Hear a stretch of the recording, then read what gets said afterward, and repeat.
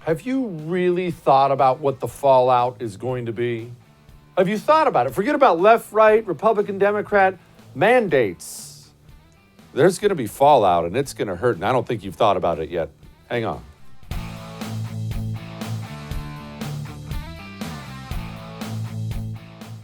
Walk with me through a little thought experiment here as we open up the show tonight on I'm Right.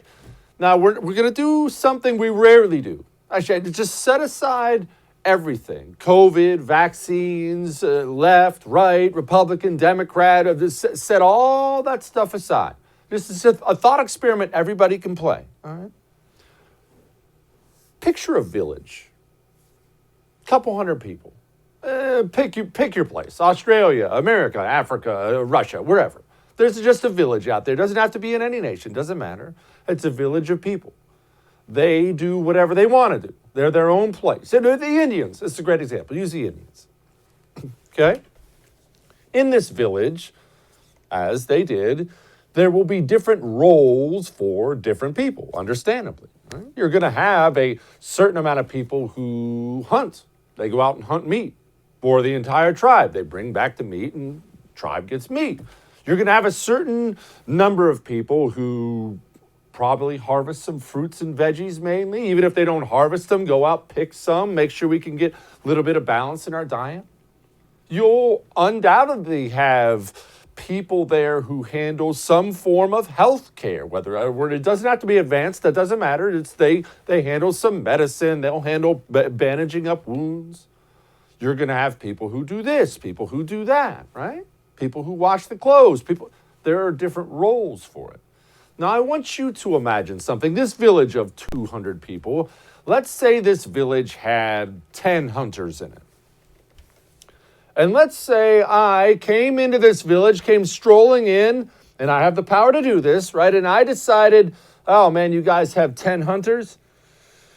3 of you fired, you're gone, leave the village. Oh, you've got 10 people who handle the healthcare and medicine. 3 or 4 of you, gone, you're fired. Oh, I see we have people who wash the clothes. Couple of you are gone. People who handle this, people who handle that. And I just walked in and I just carved out 20, 30, 40% of every role, and then I strolled out of that village. Now, let me ask you something. Did I do right by that village? Or did I do wrong? Is that village going to eat better the day after I leave? Or are some people going to go hungry? Is that village going to have a better healthcare system, whatever system it was? Or are people going to be more sick, probably die earlier, a little short-staffed? Did I do right or did I do wrong? I think the people of the United States of America, wherever you stand on vaccines, again, I don't care. Go get one, don't get one, doesn't matter to me. My question is a question of liberty and of people making personal choices. Wherever you stand on vaccines, I don't think people fully understand what's coming. They do not understand what's happening right now. Now, I'm going to give you a brief window. I'm going to give you a couple examples here. It's a brief window of it. But you must understand, this is just what we have so far, just tiny bits of what we have so far. It would have taken a lot more than this to lay this out for you. Miss Katie Phipps, her husband is a lieutenant colonel. He just resigned his commission. He resigned his commission, put out a very public letter about it as well. First and foremost, I am incapable of subjecting myself to the unlawful, unethical, immoral, and tyrannical order to sit still and allow a serum to be injected into my flesh against my will and better judgment. It is impossible for this so-called vaccine to have been studied adequately to determine the long-term effects. It has not existed for enough time, and any claim otherwise is blatantly ignorant and likely an outright lie driven by negligent political agenda. Furthermore, ample studies show that naturally derived immunity based on exposure to the virus often offers far superior protection than the mandated vaccine. Now, let's pause here for a moment. Pause before we go on here. Because you know my position on everything, but we're actually not taking a position about specifically what he said right there. I happen to agree with it, but that's not what I want you to do. Doesn't matter whether you agree or disagree. Maybe every word I just read of his, you said, no, that's not true. Yes, it's been proven. None of that matters for our purpose. Just pause for a moment. Hold on. He moved on. He actually has a lot more than this, but a complete lack of confidence in the presidential administration and secretaries directing the military, as demonstrated by the sudden and rash at best, but pushing traitorous withdrawal from Afghanistan, so on and so forth. Now, the reason I said I don't want you to take an opinion on what he said about the vaccine is this, because it's actually not about his opinion or not. The point is, a lieutenant colonel, 18 years in, this was a guy who was in the ROTC. So this is a guy who's known, he's wanted to be a warrior for a long time, got through the ROTC, has done 18 years in the U.S. Army. He's walking away. There are many others like him walking away.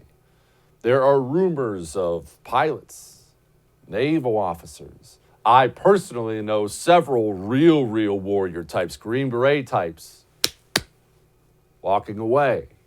Again, I don't care about your position on the vaccine. Are we a safer nation? Are we a safer nation? They're walking away because of the mandates. Did the mandates make us safer? Or are you less safe today than you were before the mandates? Okay, so maybe you're the type of person who doesn't care about the military. Maybe you don't even like the military. Fine, whatever. You don't have to be some military worshiper. You see this story? Healthcare? Have you thought about healthcare? Have you thought about it? And before I go into this story, I want to make sure I remind you of this. About the time the pandemic broke out, when the system was busy making sure everyone was as scared as humanly possible, I remember we were told repeatedly that all the healthcare workers out there, that they were saints and they were lions and they were carrying America, and where would we be without them? And I love healthcare workers, so okay, that's fine. But well, something else is happening here. You see, there are many healthcare workers, a large percentage in this country, 20, 30, 40%, we don't know the numbers. They haven't gotten the vaccine. They don't want the vaccine, which is a perfectly reasonable choice to make about your health. They decided they don't want it, and they're not going to be forced to get it. Many of them are not. Look at this headline. 30 staffers gone.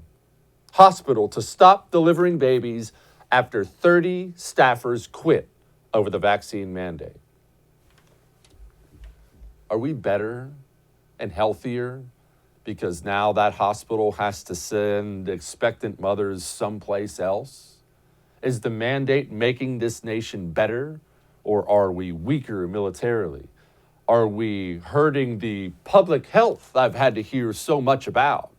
Oh, don't think that's one headline. I could read you a million. I could tell you all the private emails I get. Jesse, I'm a doctor. I'm leaving. Jesse, I'm a nurse. I talked to an anesthesiologist from Colorado yesterday. 30 years. Gone. Will not be mandated a vaccine. Told me, Jesse, I'm a healthy 61-year-old. I'm not getting it. I don't have to have this job. And let's pause there before we move on to something else here. You understand how valuable institutional knowledge and wisdom gained from experience is, right? There's already talk of United Airlines pilots already lawyering up 3,000 of them potentially. I know personally a Delta Airlines pilot, 58 years old, walking away. You feel safe flying the friendly skies today as you did yesterday? You see, yesterday you had a 58-year-old pilot who'd been doing it forever. You got engine trouble next time you're in the air. Do you want that guy in the cockpit? Do you want the snot-nosed kid fresh out of college, went and got his vaccine like he was told? Do you want him in the cockpit when that engine goes and somebody has to set the plane down in a cornfield somewhere? Are you starting to understand just how dangerous this situation is? Oh, there's more. 200 cops. 200 police officers in Seattle face being fired over the mandate because 20% of them refused the jab. And wrap your mind around that. 20% of cops in Seattle, as far left a city as exists in the country, and 20% of the cops have made a personal choice and said, I don't want it. That phone call goes to 911 tonight in Seattle. Somebody's breaking in my back door. I'm so scared. Can you send somebody? No, sorry. Go hide under your bed. We're a little short-staffed. Best of luck out there. It's real. It's going to happen. It's going to happen, and it's going to happen specifically because of this insanity, making the country weaker, less healthy, less safe. That's what these mandates are doing. Oh, wait, there's more. This is San Francisco's sheriff's deputy union says officers will be quitting. Likely a large number of officers will be quitting, while the mayor, London Breed, focuses on forcing law enforcement to be vaccinated, which will result in law enforcement officers and firefighters, I didn't even mention those, retiring early and seeking employment elsewhere. Public safety in San Francisco is turned into the Wild West and will get worse when officers quit due to the vaccine mandate. Instead of the mayor should let them test weekly and get back to the focus of guns gone wild, murders have increased. We have a teacher, because you didn't think this was just sheriffs and healthcare workers and military guys, did you? Kansas teacher certainly will not be alone. He's gone. But then, just a couple of weeks ago, they announced that kids K through 6th grade were going to have to wear a mask. And you were not planning on that, were you? No, I wasn't. They told us back in the fall, I mean, they being everybody who just kind of talks, that we were hoping, or back in the summer and spring, that fall was going to be normal. We were going to be moving forward, So then when it came out, really the thing that got me was that my kids were going to have to and had no say. And so pulling them out was step one. And then realizing that the only way I can give them the education I wanted them to have, I was resigning. So right. So you resigned. Oh, a quick side note here. Just want to give a heads up because I know we have a bunch of teachers who watch the show, like-minded teachers. Teachers, if you're going to resign or you're going to be fired because of COVID stuff or critical race theory stuff, hear me out here. Hear me out. Do you have any idea how many millions of parents out there are dying to have their kids educated by someone like you? Start a private business. Start a group homeschooling business. You might just find yourself teaching the way you've always wanted to teach in a non-manipulated way and making a lot more cheddar cheese while you do it. You have market value out there. Take advantage of it. And before I wrap things up here, I did just want to point this out. It's worse than teachers and military and healthcare workers and cops. Have you thought about food? Have you thought at all about food? Because you're an American and I'm an American, and all we've ever known here in the United States of America is you walk in your local grocery store, whatever that grocery store may be, and you look at what? A sea of stocked shelves. Bread and buns and eggs and canned beans. Have you thought about what it's going to be like when you walk in the store and there's no chicken? Beef's gone. Hey, Bob, I heard there's some ground beef across town. Will you hold one for me? I'm coming over for it. You think that's some kind of joke? Oh, you didn't think about the massive companies that produce your food. Yeah, there's a bunch of those guys don't want to get the vaccine either. You forgot about the trucking companies who deliver your food to said grocery store. You ready for a 10, 20% reduction in trucking in the United States of America? I don't think you are. We're in trouble, bad trouble, and the worst is still yet to come. All that may have made you uncomfortable, but I'm right. Coming up next, Joe Biden said something on the anniversary of 9/11. We're not sure what. Hang on. Dipping. It is not easy to quit. And the only people who tell you dipping is easy to quit, they've never dipped. And certainly haven't dipped for a long period of time. I dipped for years. I actually started before the Marine Corps, and then all throughout the Marine Corps, then after the Marine Corps, and it's hard to quit. And I tried a million different things. I almost quit trying to quit because I couldn't quit. And then Jake's Mint Chew came. Jake's Mint Chew allows me to have a dip anytime I want. I could throw one in right here on camera if I wanted. It's tobacco-free, nicotine-free, and sugar-free, yet it's still dip. 11 different flavors of long cut, 4 different flavors of the CBD pouches, which is what I do prefer to do when I'm at work, not right now, because it's clean. Go to jakesmintchew.com right now. Use the promo code Jesse, get 10% off.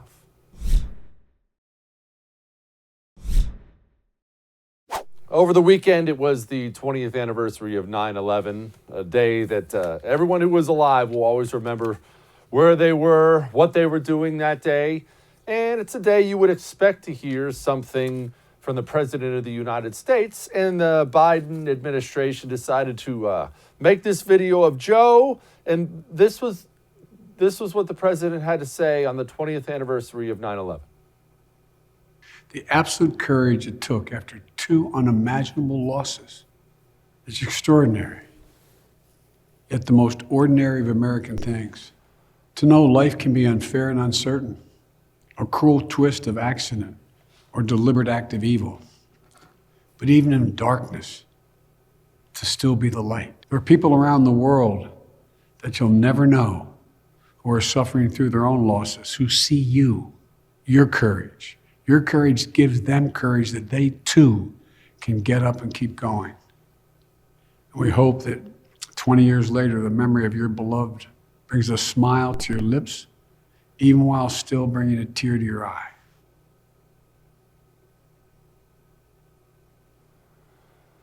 Okay, all right. In case you thought maybe they just messed up the editing on the pre-prepared video, he was asked again about 9/11 later on that day, and, well, this is what he had to say. This idea that, what do you want to do with Biden? I want to box him. I should be so lucky.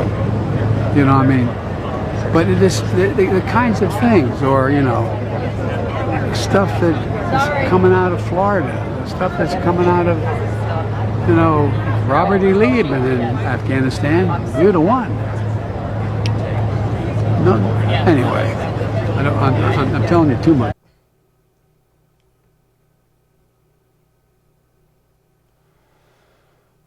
We're doing well.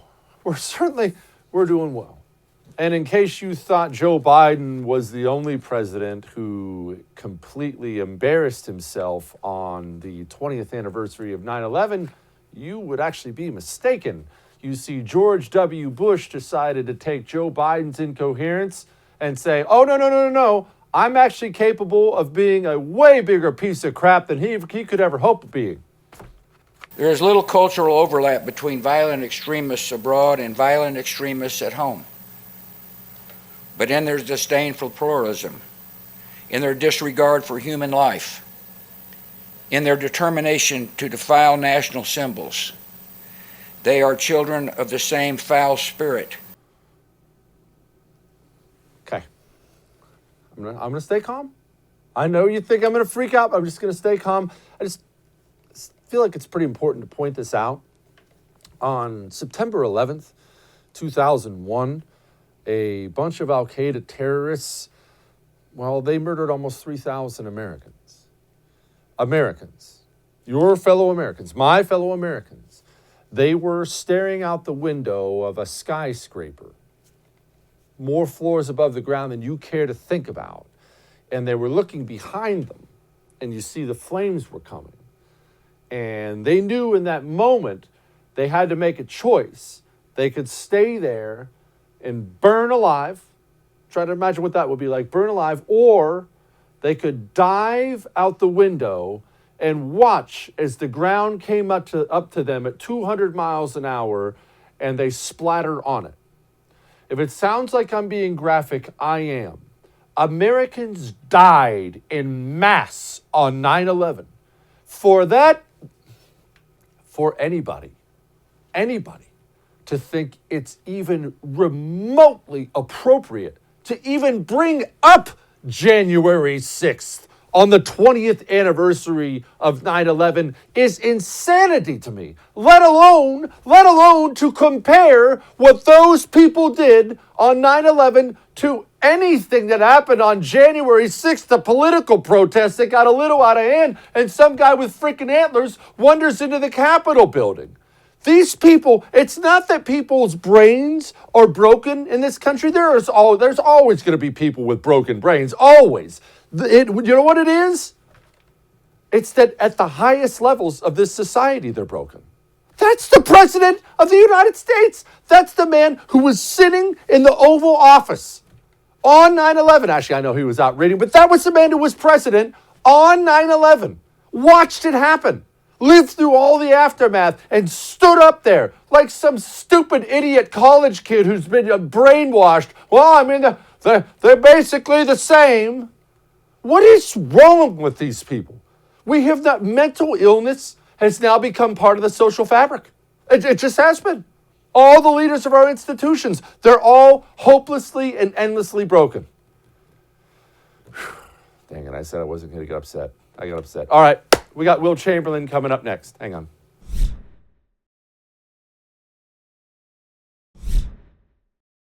There is little cultural overlap between violent extremists abroad and violent extremists at home.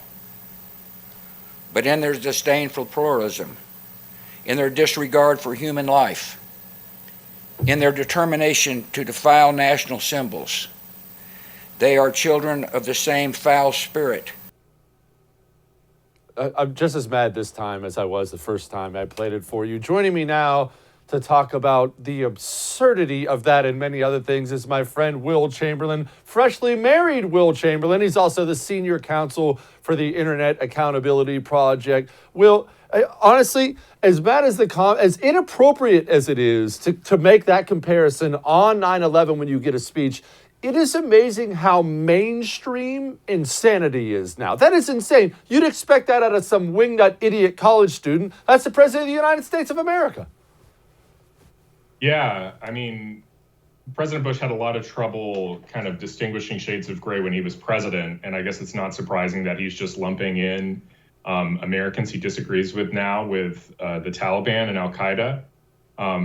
It's probably what explains much of the failure of his presidency and of the Iraq War and so many other things he did, but still just to hear it is very jarring, especially from someone who used to be a Republican president. I mean, this is a person who said absolutely nothing over the course of the last 10 to 15 years, nothing, especially recently, about Antifa and violent riots in the streets and protests, but all of a sudden the January 6th event is this unique danger that is comparable to 9/11 or comparable to radical Islamist terrorism. It's an appalling statement. He should be ashamed of himself.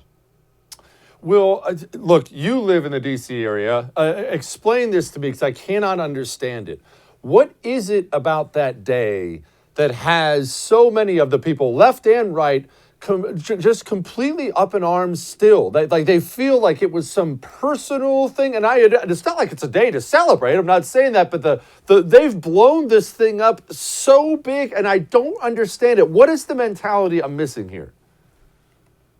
I don't fully understand it either. I mean, I feel like it starts from a kind of cute communication strategy of, we're going to call this an insurrection because we can. And then all of a sudden, that cute little word game becomes actually what the progressive line is on the question. And then you're a bad person if you don't believe that this is an insurrection. And it's sort of like everybody's playing a game of chicken with each other where they don't properly in their view, treat this with the severity it deserves, and they're not being good progressives. So you get this ridiculous escalation to the point that the thing is as bad as 9/11, when it really was, it's a riot. Like all riots are bad. I don't like riots, but that's the most accurate description of what happened on January 6th was a riot that would have been controlled by maybe double the number of police officers without too much of an issue, and a riot in which none of the rioters actually murdered anyone or anything like that. So, I mean, the comparison to 9/11 is just absolutely bizarre.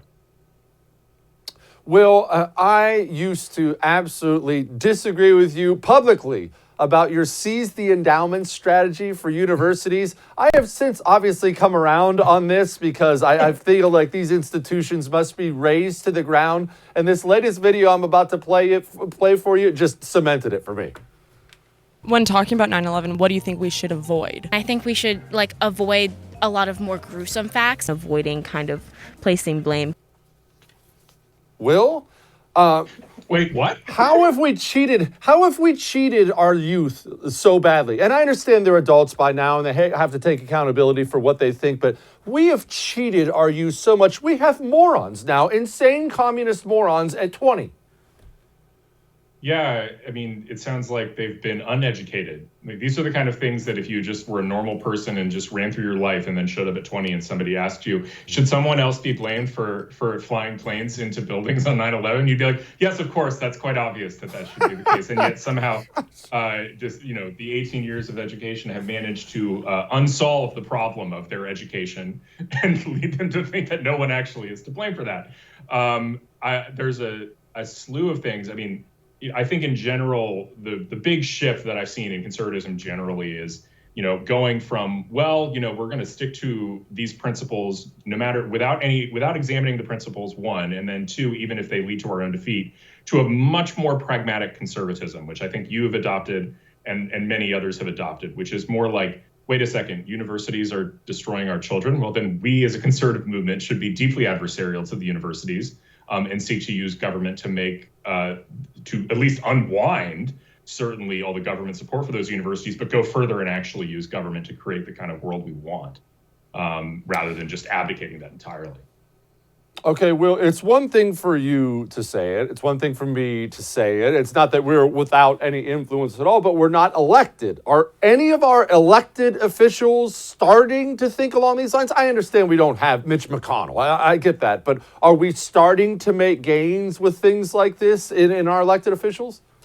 I mean, it's challenging. They find it easy to oppose things like critical race theory, but it's not clear that they're willing to actually impose their will on these universities, demand things. I think something as simple as like there's a million different diversity requirements that go into public employment, and that goes to universities too. Well, there needs to be a political diversity requirement, especially at a place like a university. If you haven't hired, say for example, if your staff isn't at least 25% Republicans on the professorial staff, well, then that needs to be remediated, and you can't hire any more progressives until you've gotten to 25%. That would really put a damper on progressive hiring, and that would be one way to change things. Another thing entirely would be to remove the subsidies. But I mean, you start from the perspective that, we've completely as a movement abandoned the universities and our ability to influence young people, and instead left it to Marxists, and the debate really is between Marxists on the left and then liberals and mainstream Democrats on the right at these universities. And we're not even in the scene. We're not present. That needs to change, or the entire university structure needs to be reformed so that it's just not necessary. Well, all right, we're going to switch gears here because the mandates. Obviously, Joe Biden's mandate it's all the news right now. I've been very vocal about how disgusted I am with the divide in this society and how we've decided now there's a separate minority out there. But are they going to get shot down? I saw a lot of cope from the right as soon as he passed them saying, this is going to get shot down, it'll get shot down. Obviously, it should get shot down. But, Will, I don't have any faith in these courts anymore. Maybe. I mean, it's less, I will say that it is less an obvious violation of the law than is the CDC's eviction moratorium, right? Like, that was very clearly not within their authority to do that. They're Centers for Disease Control. They don't get to tell landlords how much to rent for. This is a little bit more within the statutory text of what OSHA is supposed to be doing, right? OSHA is actually, regulating workplace safety. They have put in place regulations about other types of viruses and, say, lab settings. So regulating a virus generally it's not so far outside the world that you'd be like, this for sure will get struck down. I think it ultimately will get struck down, though, because I don't think it's narrowly tailored. The fact that it makes no accounting for natural immunity and no accounting for people working from home, for example, and that it's an emergency regulation. These emergency regulations often get struck down because they don't get tailored properly. So I think it's kind of weak. But it's a struggle. On the one hand, like as a moral question, I think it's appalling to mandate that people take a vaccine. I think, or to essentially to leverage companies and essentially use the threat of firing people to make them take a vaccine. I'm appalled by it. And in particular, I'm appalled by the decision that they're just not going to make any exemptions, that there's no, that they're going to completely ignore natural immunity. I mean, as someone who I think the vaccines are generally good. I think if you don't have antibodies, you should take them. But I have antibodies because I got the COVID in November 2020. I haven't gotten the vaccine. I don't intend to in the near future because I've seen no studies that indicate that it would actually benefit me. Okay, Will, what do we do about obviously the corporate government cabal in this country has reached a disgusting level. So let's take the government portion out of it. Corporate America still, whether this gets struck down or not, I believe they're going to use this as an excuse to hand out mandates, which they've been wanting to hand out anyway. My email inbox is full of people about to get fired or about to quit, want to know what to do. We're getting a lawyer. What do I do? Do people do they have any rights here, or are they just screwed? I mean, they can sue the government and try and join the many people who are suing them. But in the short term, until that order is enjoined, they don't have as much legal relief as I would think. I mean, again, I'm not an experienced employment lawyer. I don't know the details, so I wouldn't rely on my advice. Talk to a real lawyer if you actually want to see what your options are. I'm a real lawyer, but talk to a currently practicing lawyer in order to get what your options are. But it's not an ideal situation, and there's, to say the least of it, and it's really distressing. And it's again a reason why we don't let Democrats have power. Responsible people don't do that. Well, I don't want to get too cute about things, but you are generally real savvy when it comes to ways we can fight back. We currently in the United States of America right now, we have people who are forced to wear something marking their health status at work. They're not allowed to eat in the same restaurants as other people. We just mentioned they're being fired from their jobs, so on and so. These are civil rights violations. Will, I've been taught my entire life about civil rights and what civil rights is and what civil rights isn't. Can we not use all these civil rights laws to advantage of these people, or is that something way out in left field and ain't ever going to work? I mean, it's possible. I don't know exactly what civil rights law would apply here. I know in general, I think the best possible attack against this stuff is that it's an overreach of federal authority. If it were a state doing this, I'd think it was basically a lost cause, because there's a Supreme Court case almost directly on point called Jacobson versus Massachusetts that basically directly addressed the constitutionality of state level vaccine mandates. And basically the Supreme Court said that's part of the police power. And it's easy for us to forget, but quarantines and things like that were very common at the founding. Yellow fever. This is something that's been present in American law for some time. If it might be federal overreach, and we'll be able to win that the federal government lacks the authority to do this. That's why they're trying to cram this in through OSHA, which seems awkward because it doesn't really seem like a workplace issue, but they're trying to use OSHA as a workaround on the fact that there's no broad federal police power to just do whatever they want, right? There's no federal law against murder. They have to tie it to something within federal jurisdiction. But it's a lot harder to thwart federal exercises of power. Like I saw some people saying, oh, well, states can pass laws that will, work around this. States can ban these sort of anti mandates. And the answer is no, they can't. State law cannot thwart the purposes of federal law. Like that's the basic part of our constitutional structure is federal law trumps state law. State law that thwarts federal law is invalid. So it's really going to come down to, normal people or institutions or states going to court, winning that the federal mandates are unconstitutional. And then that's the way that this would get handled legally. Will Chamberlain, thank you so much, my man. Thanks for having me. All right, we got Bobby Burack next. Hang on. Your gear matters. The quality of your holster matters. And for so long, people have acted like it doesn't. And it's understandable, right? Because it's not the sexy part. The gun is. I got my gun, I got my ammunition. I've learned how to use it safely. I'm really great with my weapons. Yes, you should see how I shoot my weapon. Okay. Did you take the time and get a holster that won't fail you when you need it most? Because these holsters, these big box hunting store holsters that are bulk made, they are not made to last. They're made for you to grab off the shelf as soon as you buy your weapon. Go to Northwest Retention Systems for the quality. And I know I get emails all the time. Jesse, I can't believe how cool these designs are. They are really cool. They have great designs. They do. It's the quality. The quality. Custom made right here in America. Check out their best-selling Scout chest holster as well. Pretty slick.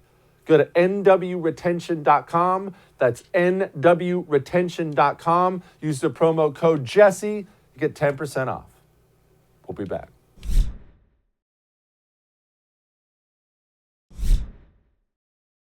Well, we have good news. We have bad news out there as far as sports goes. We're going to discuss that with our regular sports friend, Bobby Burack from Outkick.com.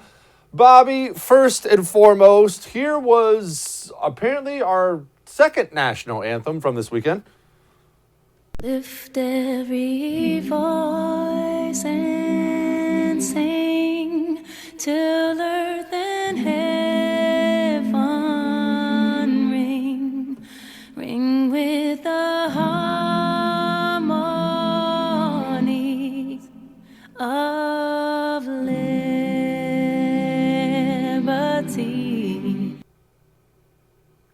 Okay, Bobby, look, setting all the other ridiculousness aside, is the NFL completely unaware that the popularity of all this Black Lives Matter crap is not what it was last year as people have waken up to this?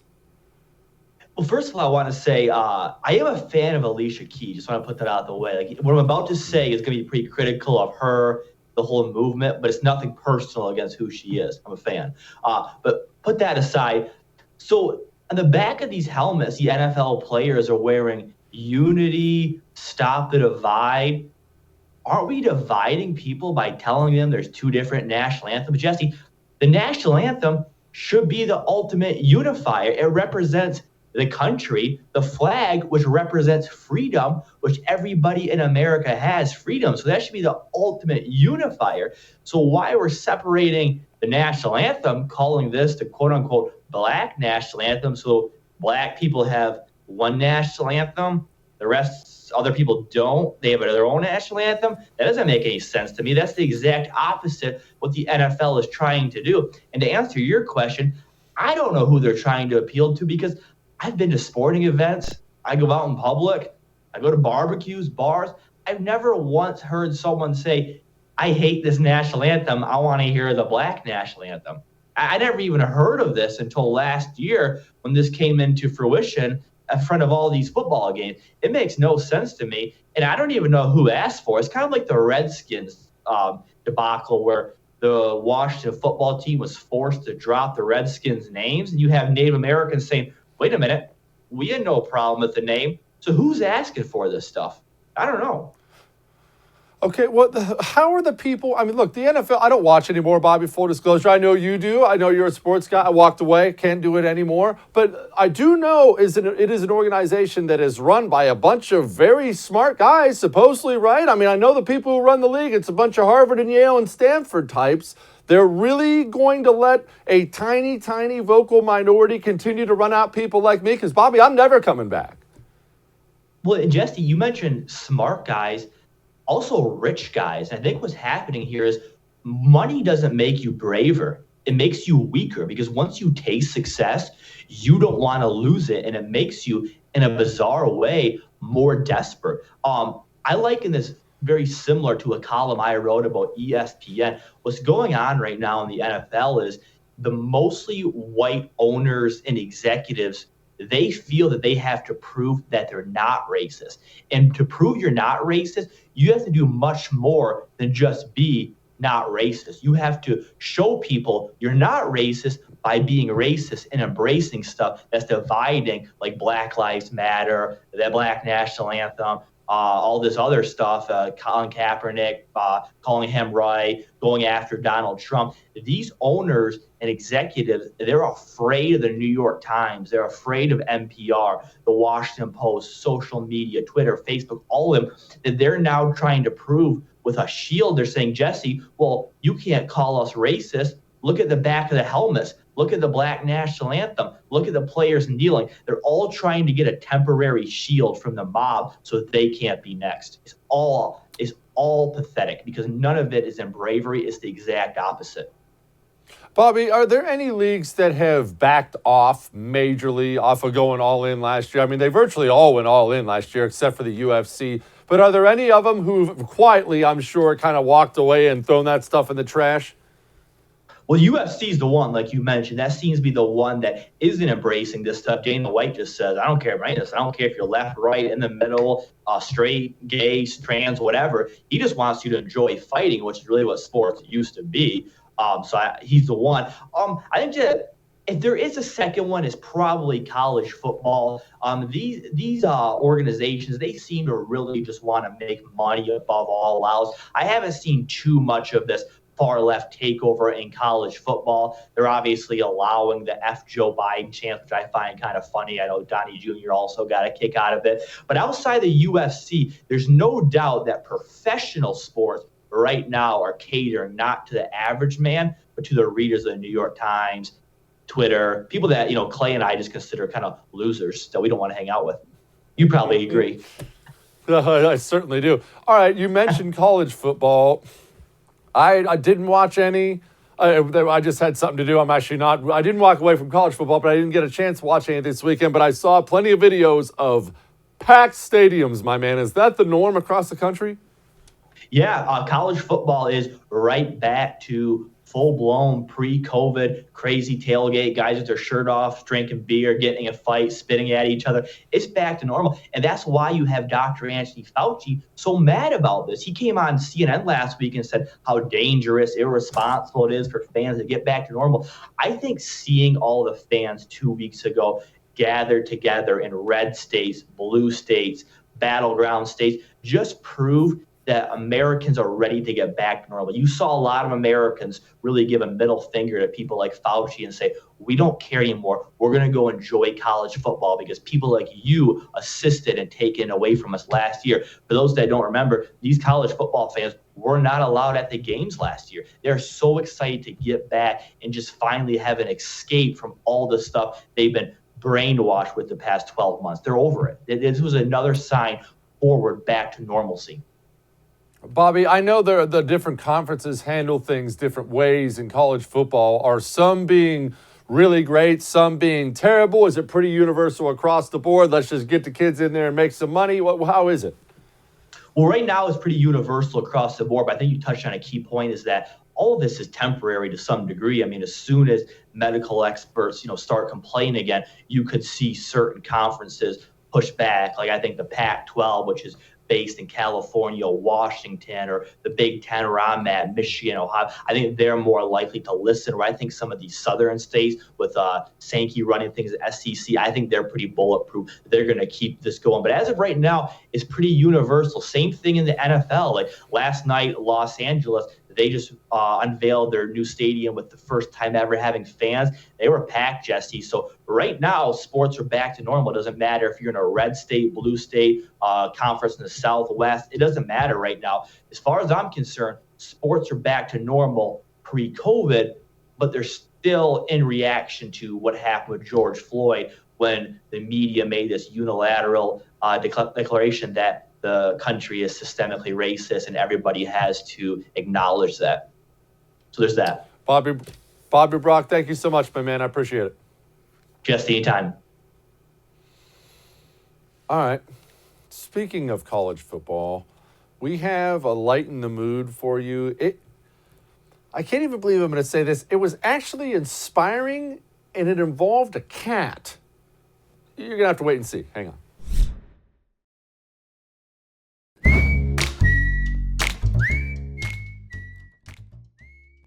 I don't like cats.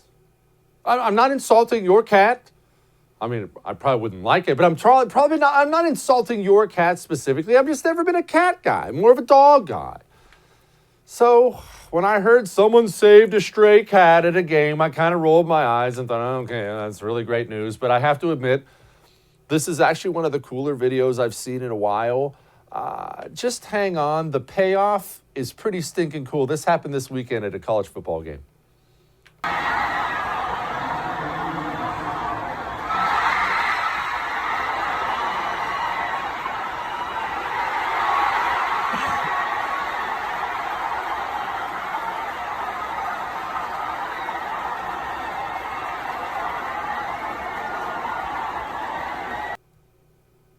That is pretty cool. Stray cat hanging by a thread gets caught in an American flag and the crowd goes wild. I admit that's pretty stinking awesome. All right. Keep your chin up. We'll do it again tomorrow.